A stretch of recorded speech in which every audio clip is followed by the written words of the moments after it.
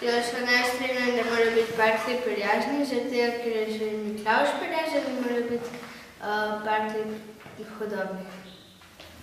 Jaz se ne strinjam, da bi mogli parklji biti bolj prijazni do otrok, ker te otroci, ker živijo v našem času, niso dovolj pridni, da bi dobili darilo od parklja, zato bi bilo pravično, da bi parkelj bil bolj neprijazen do njih in da jim ne bi dajal daril, da bi jih ustrašil.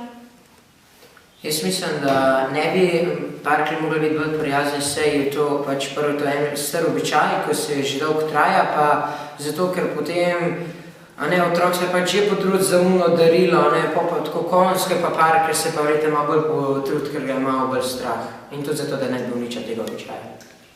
Jaz mislim, da parklji ne bi smeli biti prijazni z otroki, ki so poredni in je prav, da jih malo tudi prestrašijo, da so bolj pridni.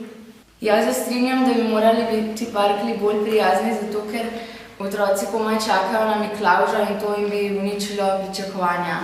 Jaz mislim, da parklji ne bi smeli bolj prijazni, zato ker bi uničili vso zabavo, pa že dovolj je, da je Miklavž prijazen in če bi bil parkelj še prijazen, ne bi bilo sploh fore. Jaz pa mislim, da parkelji ne bi smeli biti prijazni, ker nekateri otroci v današnjem času so poredni in ne bi smeli dobiti darila od Miklavža.